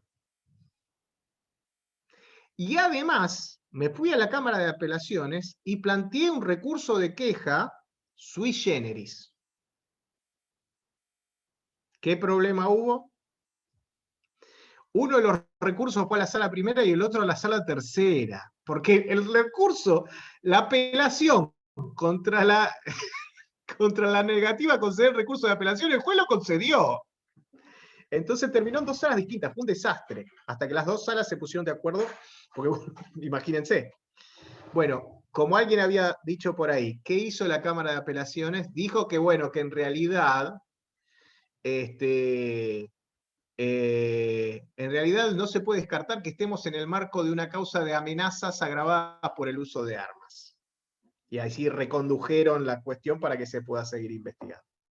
Ahora, tenemos que estar en condiciones de poder enfrentar estos desafíos cuando las normas no están, cuando las normas nos faltan. Entonces siempre tenemos que recurrir a normativa superior, el derecho al recurso, la privación de justicia. ¿Me explico? Este tipo de cosas. Veamos un poco más, a ver. Otra cosa que también sirve la excepción, los principios generales, exactamente. Imagínense, yo ya les pregunté cuándo juegan el ancho de espada, acá. ¿Ya se preguntó en este curso cuándo juegan el ancho de espada? ¿Quién juega el truco acá? Bueno, ¿cuándo juegan el ancho de espada? Háganme los números con los dedos. ¿En la primera, en la segunda, en la tercera? ¿Ya lo pregunté? Acá me dicen que ya lo pregunté. Sí, ya lo preguntó. Cuando convenga hacerlo, lo mismo. Bueno, vamos a otra excepción que está relacionada con esto. En su momento nosotros preguntamos cuándo jugaban el ancho de espada. Si en la primera, en la segunda o en la tercera. Y efectivamente, el ancho de espada se juega en el momento oportuno. No se juega, no necesariamente se juega en la primera, no necesariamente se juega en la segunda y no necesariamente se juega en la tercera. El ancho de espada se juega cuando se lo tiene que jugar. Ahora, la excepción de falta de acción es un mecanismo que también sirve para excluir a la querella. Cuando se tuvo mal por parte querellante una parte, uno puede... A ver, yo llego al proceso porque mi defendido se acaba de enterar que tiene la causa, porque lo detuvieron, o porque le allanaron la casa, o por el motivo que sea, se entera de que lo llamaron a indagatoria, y cuando llego al proceso me encuentro que hay un querellante. En el proceso hay un querellante. ¿Cómo hago que lo saquen al querellante? ¿Quién se constituyó en querellante? El vecino. El vecino del muerto, que está muy consternado porque le mataron al vecino, se constituyó en querellante y el juez a ver, no pasa esto, ¿no? El juez no te toma. Pero he visto, por ejemplo, a un ex marido constituido en querellante en una causa contra el médico de su ex mujer, porque decía que era el médico que le hacía el tratamiento contra la obesidad y decía que la drogaba a la ex mujer. Y se constituyó en querellante en el proceso. Y el juez lo tuvo por parte querellante. Nos podemos encontrar con ese tipo de cosas. ¿Quién se puede constituir en querellante? El particularmente ofendido por el delito. El ex marido. A ver, ¿de qué estamos hablando? ¿De lesiones? ¿De suministro de sustancias peligrosas? ¿Quién puede constituirse en querellante? La propia paciente, no el ex marido. ¿Se entiende esto? Entonces, bueno, a veces nos encontramos con estas cosas. Vamos a hacer un caso hipotético. Me encuentro, esto sí es factible que pase. Una empresa se constituye en querellante. Una empresa se constituye en querellante. ¿Qué requisitos tiene que cumplir? Bueno, tiene que firmar los escritos el que tenga la representación de la empresa. Si es una sociedad anónima, el presidente; si es una sociedad de responsabilidad limitada, el gerente, etcétera, etcétera. Pero si otorga un poder, el poder para querellar en materia penal es poder especial. No se puede usar un poder general para querellar. El poder para querellar es especial. La diferencia entre poder general y poder especial está en el mismo poder, que dice, le doy poder a fulano de tal para todos los juicios que yo tenga, etcétera, etcétera. En cambio, el poder especial es, le doy poder al doctor fulano de tal para que me represente en el proceso que ya inicié o que estoy por iniciar contra fulano de tal por tal delito, etcétera, etcétera. Hay que identificar bien de qué se trata. Ahora, si se usó un poder general, que muchas veces ha pasado, y han tenido por parte querellante a una empresa con ese poder general, ustedes pueden hacer la excepción de falta de acción para que se excluya de la querella a quien no fue adecuadamente, quien no se presentó adecuadamente. Ahora, como decimos, lo del ancho de espada. ¿Cuándo planteo esa excepción de falta de acción? Si el problema es un problema de poder, lo pueden subsanar muy rápidamente, muy fácilmente. Entonces, yo me guardo ese ancho de espada y lo juego en el momento en el que ya no se puede presentar como parte querellante.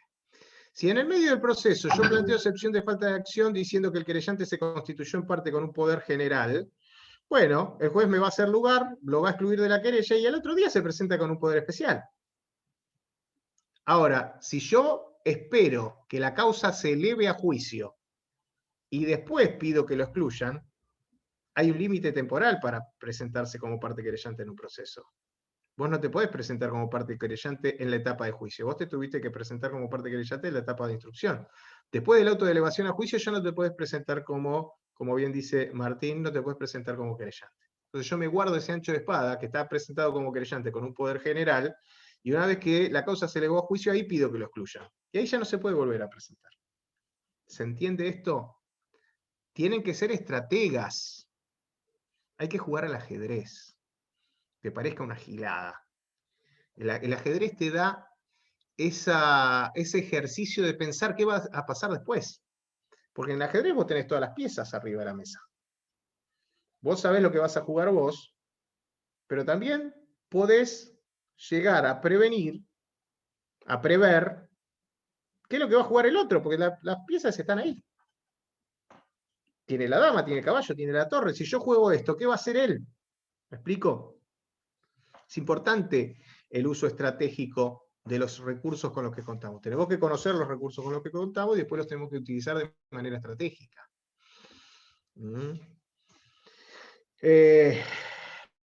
A ver, déjenme ver mi... Bueno, tienen que saber también que hay unos mecanismos, a ver, ¿escucharon hablar de las causas que se cajonean? Sí, todos escuchamos hablar de las causas que se cajonean. A veces se cajonean las causas porque hay un interés, porque a alguien le pidieron o por algún motivo. Y a veces las causas se cajonean simplemente porque no le doy pelota a esta causa, que es una estupidez. Estoy llevando causas de homicidios, estoy llevando causas de violaciones. ¿Cómo voy a agarrar esta causa de una estafa? No tengo tiempo para esta causa. Esto pasa. ¿Qué pasa? El mismo empleado judicial tiene 20.000 causas, bueno, no las va a llevar todas bien. Algunas no le va a dar pelota. Esto es lo que llamamos un principio de oportunidad informal. Históricamente siempre existió. Entonces, ¿qué pasa? En el Código Procesal Penal Federal, esto se blanquea y se otorga la posibilidad de que el fiscal decida que algunas causas, por su escasa trascendencia, unas lesiones leves, qué sé yo, una persona le pegó un cachetazo a otra y le dejó colorado un ratito. Si no le hubiera quedado ninguna marca, no es ni siquiera lesión. Pero si lo dejó colorado un ratito, un cachito, un poquito, algunos vasos sanguíneos se rompieron, que después se recompusieron en horas, ¿no? Pero no deja de ser lesión. La escasa trascendencia, la poca afectación al bien jurídico tutelado de una persona. A ver, el caso del sándwich. ¿Conocen el caso del sándwich federal? Un juez federal tenía sobre su escritorio un sándwich que había pedido para comer, le traen a un preso para indagatoria, y el preso le comió el sándwich. Y el juez le hizo una causa por hurto. Y se la agregó a la pena. Bueno, le tocó a otro juez. Él solamente puede... Qué bárbaro. Eso pasó en Comodoro Pi. Él pasó en Comodoro Pi, sí. ¿Y dónde, no, y Sí, dónde más podría no, pasar, no? Perdón. no me acuerdo. Ahora, hay que ser tu burro. Tenés el tipo que está muerto de hambre y vos tenés el sándwich ahí. Bueno, también ha pasado de presos que se han escapado. Hablando con el abogado, viene... Yo era docente de la práctica profesional y teníamos un abogado que había pedido probation porque él estaba hablando con su defendido y en un momento de descuido el defendido se fue. Y este no dijo nada. Cuando lo vinieron a ver a él, dice, doctor, ¿y el defendido está? Oh, no sé. Y le hicieron una causa por ayuda a la evasión, que es un delito. El tipo en realidad no había ayudado nada, ¿no? Pero igual le hicieron la causa. Pasan estas cosas. Sepan que hay algo que se llama medios alternativos, está el principio de oportunidad, conozcan qué es la probation. Y hay veces que uno, por ejemplo, imaginen el siguiente caso. A usted le cae una causa de una persona que tiene otro proceso en trámite con otro defensor. La causa que tienen ustedes es una causa, pónganle por hurto, una pena de 1 mes a 2 años. La causa anterior que tiene es una causa de robo en poblado y en banda. ¿Qué pasa? La otra causa ya está ante tribunal oral y no se junta con la del hurto, sino hay algo que se llama conexidad subjetiva que el mismo juez tiene que entender en todas las causas de la misma persona. Mientras ustedes tienen la causa de ustedes, se dicta sentencia en la otra causa y le ponen 3 años. Ustedes tienen a su cliente condenado. ¿Podrían hacer una probation? ¿Conocen el instituto de la probation? Suspensión del juicio a prueba, personas sin antecedentes penales, en el caso de primer delito, pueden ofrecer la reparación del daño en la medida de las posibilidades, el juez los somete a unas reglas de conducta, a hacer tareas comunitarias, y si cumplen con el compromiso económico y las tareas comunitarias, pasado el plazo que estipula el juez, que lo pone a prueba de hasta 3 años, entre 1 y 3 años, se extingue la acción penal. Entonces uno dice, y ya no puedo, porque me lo condenaron en la otra causa. pero si existió un periodo de ventana en el cual la probation se podría haber pedido, a ver, ustedes agarran la causa en marzo. La causa nueva es por un hecho de marzo.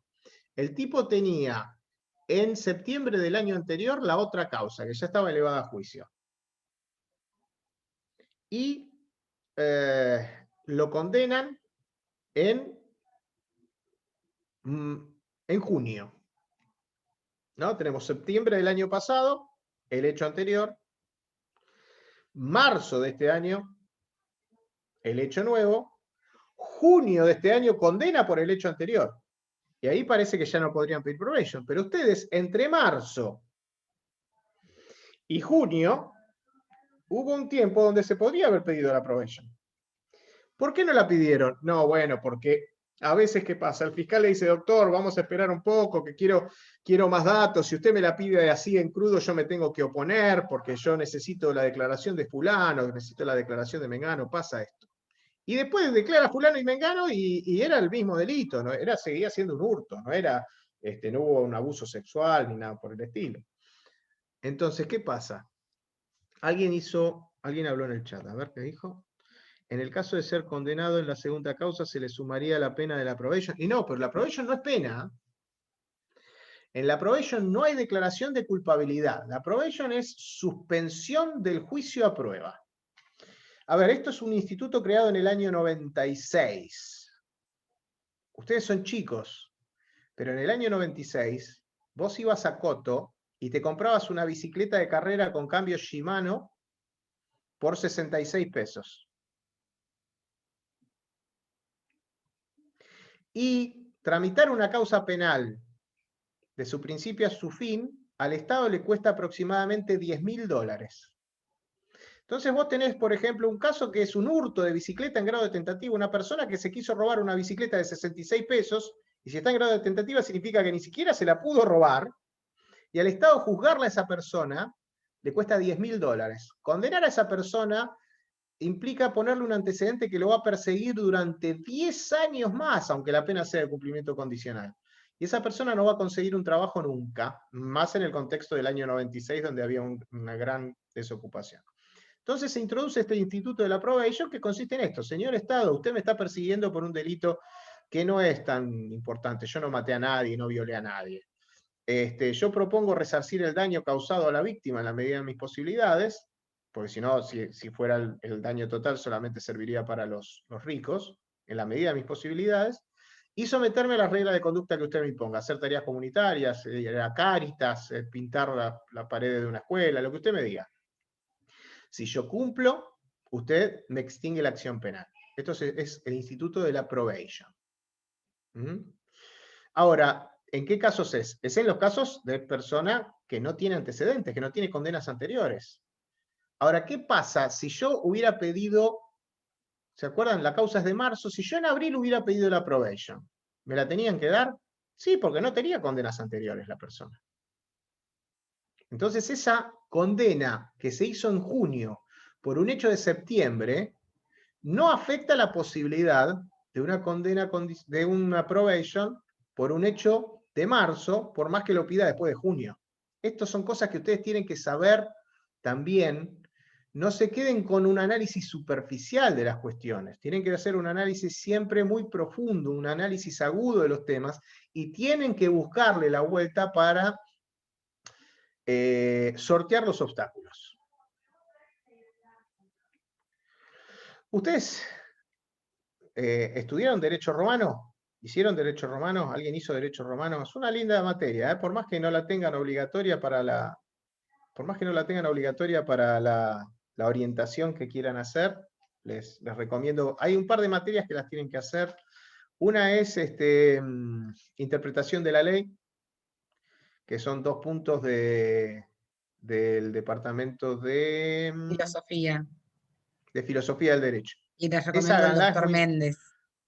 es muy buena. El que es, bueno, yo la hice en el año 95, así que el que la hice no está más.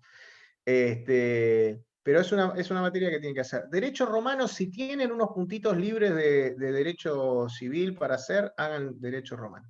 Ustedes recordarán que en Roma había el Instituto del Pretor, derecho romano, derecho privado. ¿Se acuerdan del Instituto del Pretor? ¿Se acuerdan de los pretores? El pretor hacía la ley. Era juez y era legislador, porque el Senado en Roma lo que hacía era en alguna medida ponerle algún límite al emperador.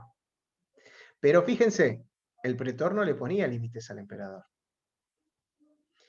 Y el pretor traía paz social, porque además de hacer la ley para el caso concreto, hacía la ley para el caso concreto con la sentencia, y era en alguna medida también algo parecido al common law, este sistema de antecedentes jurisprudenciales, donde el Parlamento recién ahora, hace unos años, ha empezado a hacer leyes, el Parlamento inglés.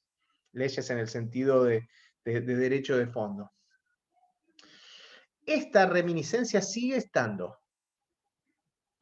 Los jueces siguen haciendo lo que se les antoja. Los jueces no se sienten limitados por las normas.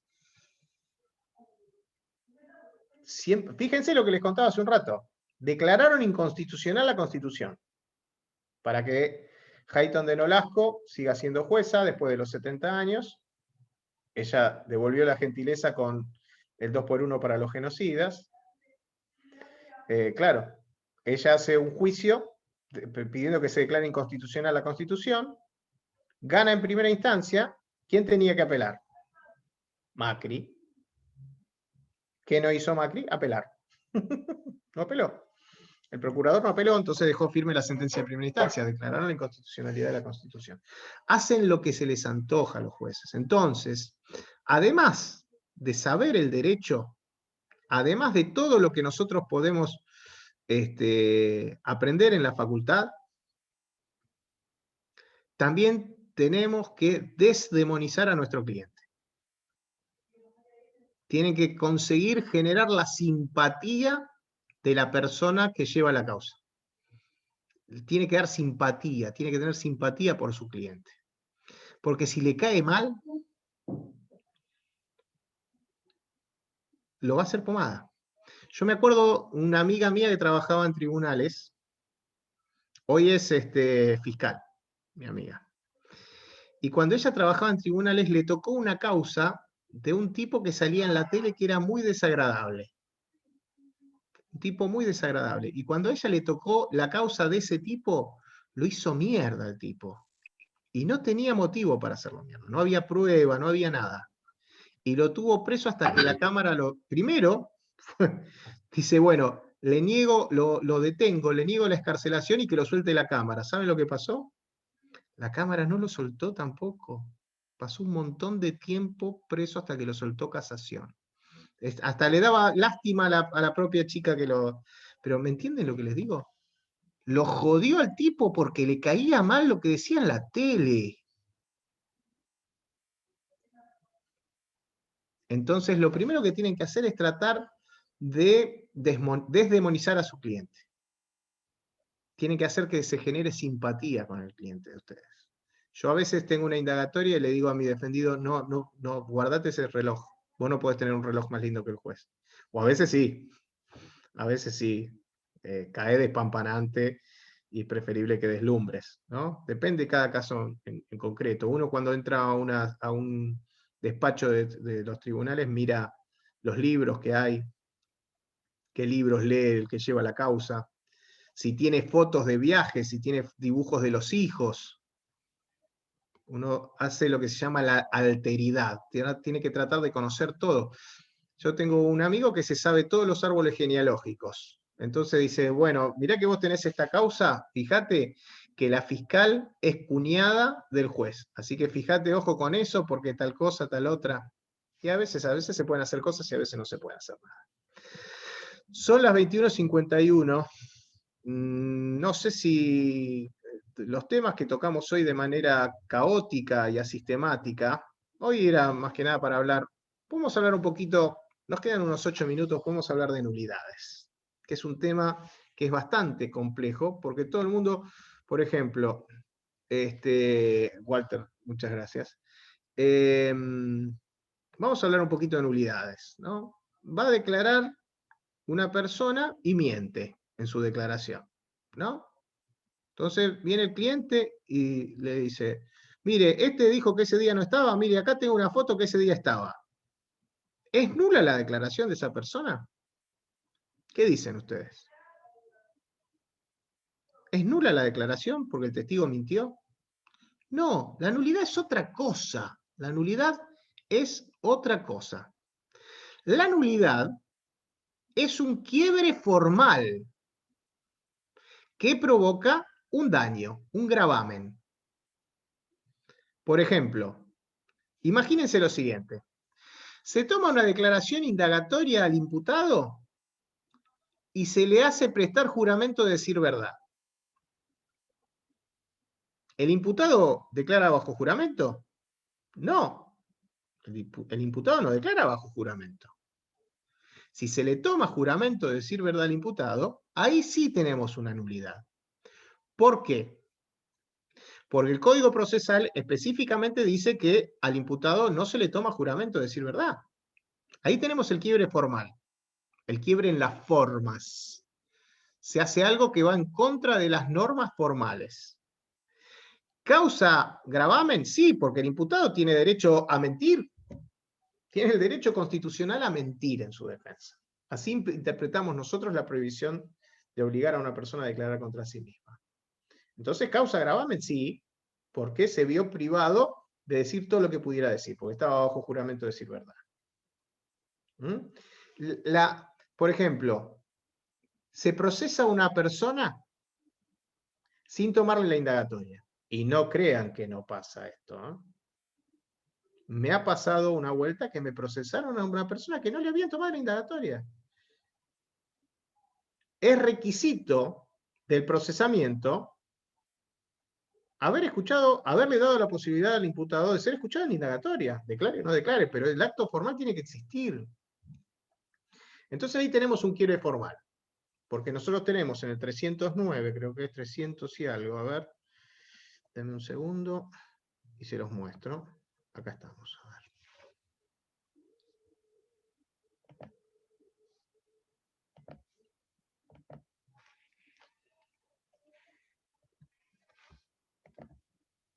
A ver, procesamiento.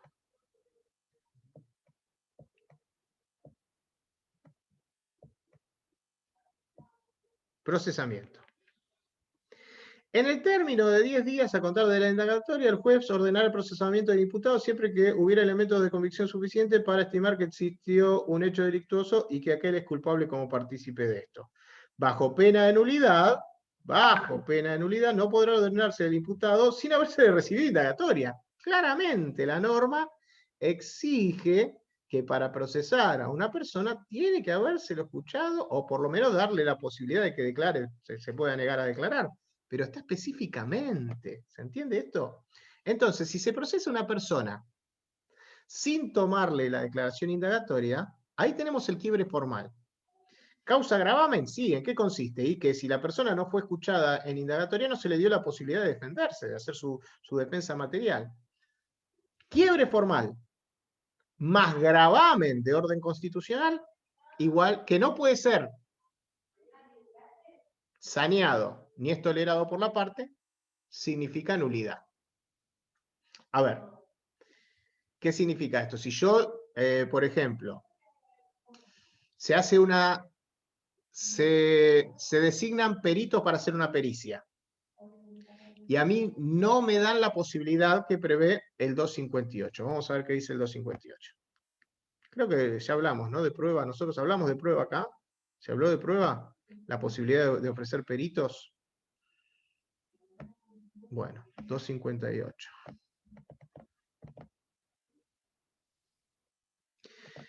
Fíjense, esta es la prueba de peritos, ¿no? Acá lo vemos.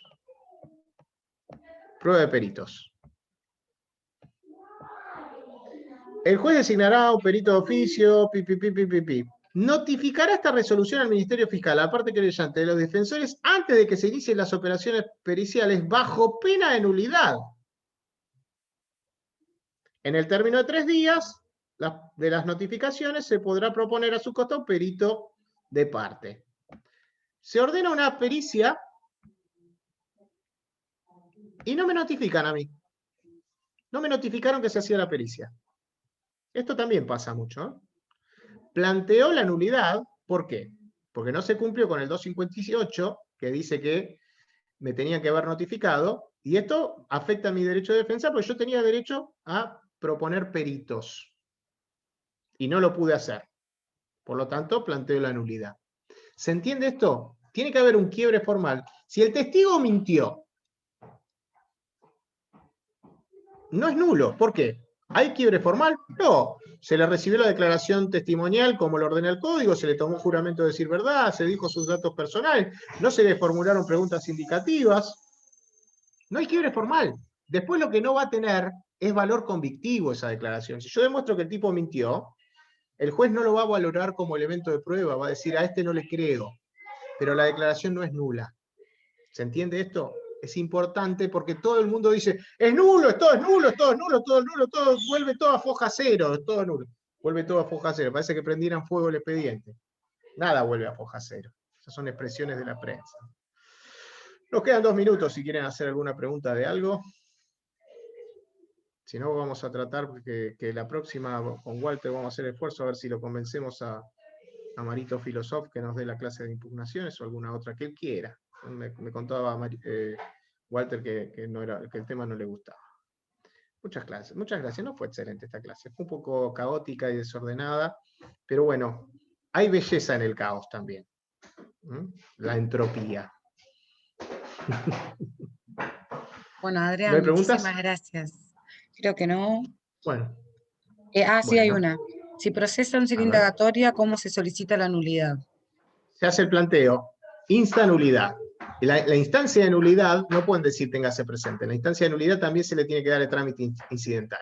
Cuando hace un planteo de nulidad, se hace el incidente de nulidad, se le corre vista al fiscal, o sea, la contraparte, si lo plantea el fiscal, se le corre vista a la defensa, si lo plantea la defensa, se le corre vista al fiscal, al querellante, si hubiera, se escucha a todas las partes y después el juez resuelve.